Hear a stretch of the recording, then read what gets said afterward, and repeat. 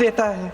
एक परिवार अपनी पूरी जिंदगी की कमाई बच्चे के सपने पर खर्च देता है और अब उन्हीं बच्चों को लगने लगा है कि आज इस देश में मेहनत से ज्यादा बेईमानी मायने रखती है, मेरिट से ज्यादा पैसा मायने रखता है।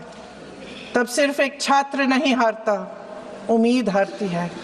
इन परेशान बच्चों ने अपनी उम्मीदें आपसे साझा की।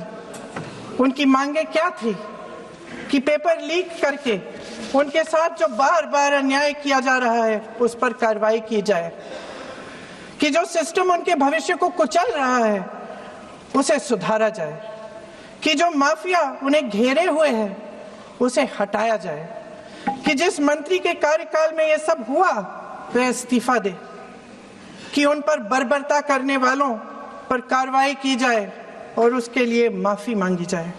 बस यही उनकी मांग थी ना, कि जो शिक्षा और स्वतंत्र अभिव्यक्ति का अधिकार उन्हें संविधान ने दिया है उसे कायम रखा जाए। महोदय, हमारे एजुकेशन सिस्टम में कुछ समय से बहुत खामियां भर चुकी हैं। बच्चों पे जो प्रेशर डाला जाता है उसकी वजह से सैकड़ों बच्चों ने आत्महत्या कर डाली है। उससे भी ज्यादा बच्चे डिप्रेशन में डूब रहे हैं। परिवारों पर बच्चों को पढ़ाने लिखाने के लिए घूस, capitation fees, tuition fees, coaching fees आदि के घिनौने दबाव हैं। लोन लेने पड़ते हैं, सामान बेचना पड़ता है और उसके बावजूद कोई गारंटी नहीं कि उनके बच्चों के भविष्य मजबूत बन पाएंगे, क्योंकि बेरोजगारी चरम पे है। इस सरकार ने रोजगार पैदा करने वाले सभी सेक्टर्स को लगातार कमजोर किया। एग्जामिनेशन सिस्टम खुद फेल हो गया है।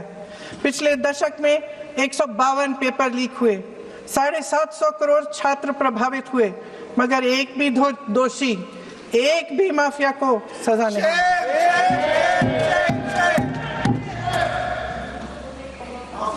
हमारे एजुकेशन में आरएसएस के प्रचारकों को भर भर कर उसे खोखला बना दिया है।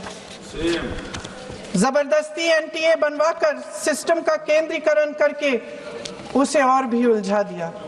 देश के कुल बजट में, हाँ जी जबरदस्ती, आपने अभी अभी सुना तमिलनाडु के हमारे साथी क्या कह रहे थे। देश के कुल बजट में एजुकेशन बजट की हिस्सेदारी हर साल बढ़ाने की बजाय घटती जा रही है।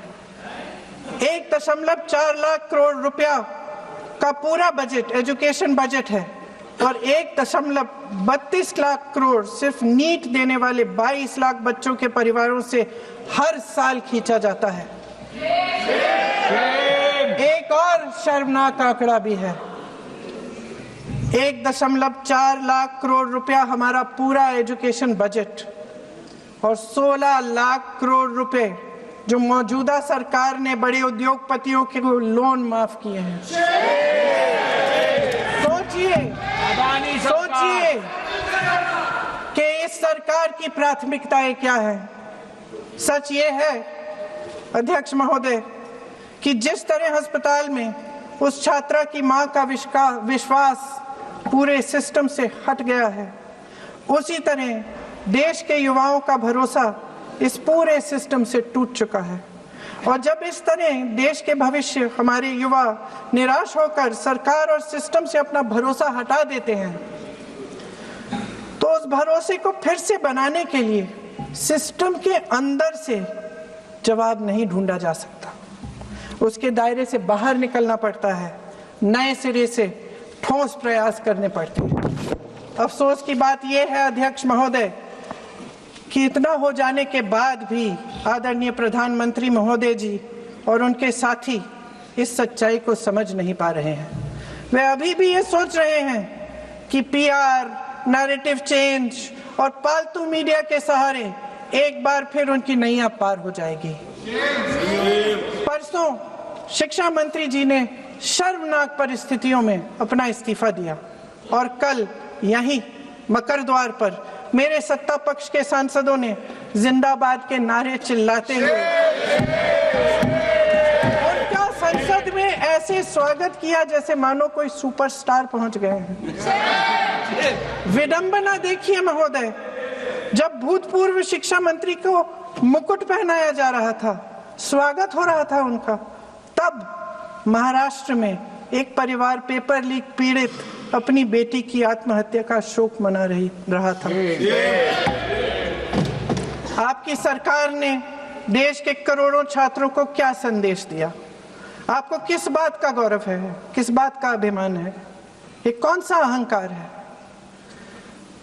जहां आंखों में शर्म होनी चाहिए, वहां बेशर्मी और स्वागत के नगाड़े बजाए रह रहे हैं। एक तरफ मातम है, दुख है, यहाँ फूल माला डाल रहे हैं। कोई आप पर कैसे यकीन करे?